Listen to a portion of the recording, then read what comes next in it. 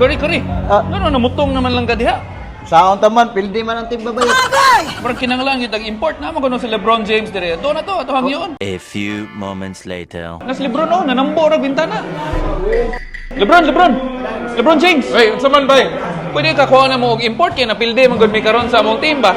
Away problema na, support ra ko. Pwede kay mo na mong center? Sentro, sa among team. grabe siya. Muse ko, uy. Babae pa niya ako, grabe po din sila. Mayong adlaw kanatong tanan, this is Jane Yap. Welcome to Vlog 198. Unang update nato ang ikaupat nga covered court sa Barangay San Isidro. Kuyog nako Kap Joseph Sagaral, VM Adam Hala ug mga opisyales sa barangay para i-turn over nato ang ikaupat nga covered court sa Barangay San Isidro na makit-an sa Lindaville Phase 2. Kani ato yung saad nga gituman para sa mga katawhan sa San Isidro, labi na sa mga lumulupyo sa Lindaville.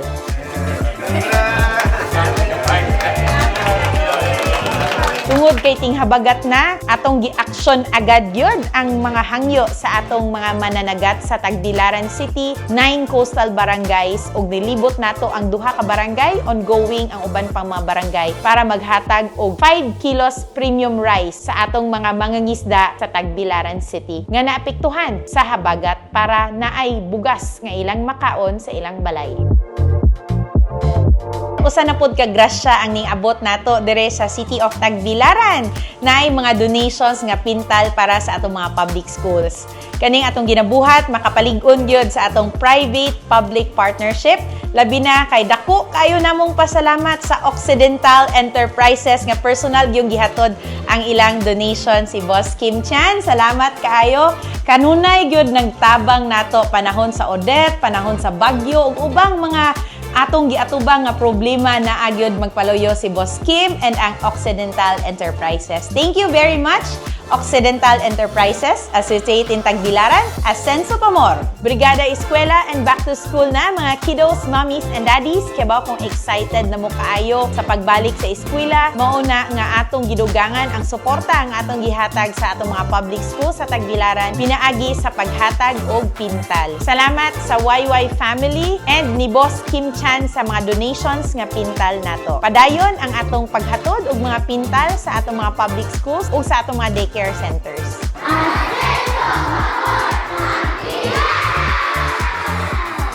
Ongoing gihapon ang atong programang Faith, Food Always in the Home. Parte ni sa atong food sustainability program, naghatag ta og mga buhi nga manok, seedlings, feeds, guso, glato ug uban pa sa atong mga kabaranggayan.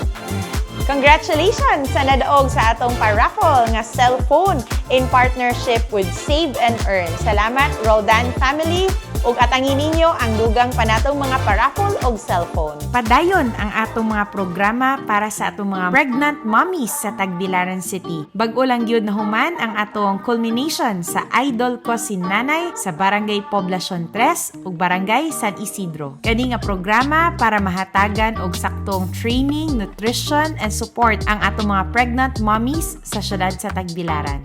Gihatagan po ta og libreng breastfeeding seminar sa ato ang partner sa pagserbisyo, usa ka babay nga leader nga ako yung giidolo, si Ate Sen Pia Cayetano. Nianya ang iyang team para maghatag og libreng training sa breastfeeding at the same time nanghatag pud sila og mga health kits para sa atong mga mommies. Salamat kaayo Ate Sen Pia Cayetano. Successful kaayo ang atong billiard tournament sa syudad sa Tagbilaran. Always gyutang gasuporta sa atong manulaay og billiard. Kada tuig naa gyuday tournament nga gibuhat. Jane Yap, Babayap Billiard Tournament. Congratulations sa atong mga winners and shout out kang Kuya Tawing sa pag-organize. Gisuportahan pod nato ang kapunungan sa mga masahista ug manikurista sa plaza. Siguraduon nato nga madugangan pa ang ilang skills training para mas mapalambo ug mas mapaasenso pa nato ang ilahang negosyo.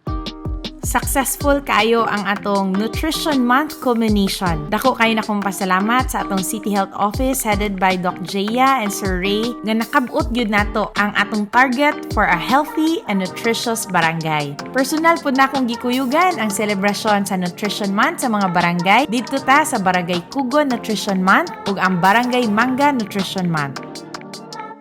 Atol sa kapistahan sa Barangay Dampas, nagbuhata sa atong tinuig nga mutya sa Barangay Dampas, ang atong programa for women empowerment. Congratulations sa atong mga winners. Another business establishment na pod ang gaabri sa syudad sa Tagbilaran. Kani makahatag og dugang economic activity sa atong syudad, at the same time trabaho sa atong makatawhang Tagbilaranon. Welcome to the City of Peace and Friendship, ang Happy Trail Tours and Travels. Makitaan sa Unit 4A, The Alley, J. Clarin Street, Barangay Dampas, Tagbilaran City.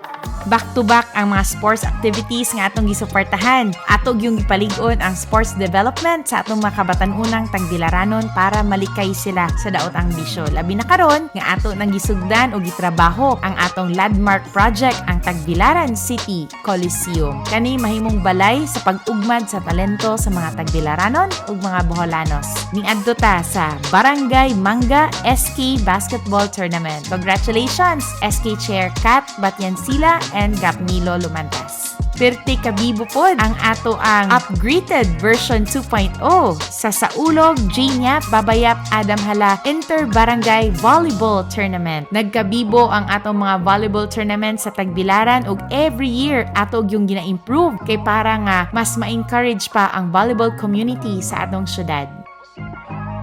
Congratulations sa ato ang Govs Cup Western Conference Quarterfinals Game 1. Tagbilaran versus Panglao nga Junior, daog ang Tagbilaran City. And ang Tagbilaran versus Baclayon Senior, daog pod ang Tagbilaran City. Good luck to our players o maabot pa ninyong mga games. We're very proud of you. Atog yung ipadayon ang inspirasyon nga inyong gihatag sa atong mga kabatan-unan, labi na sa sports development sa basketball. Diri ko to bang atong vlog, Asenso Pamor, Tagbilaran City, Amping Kapunay.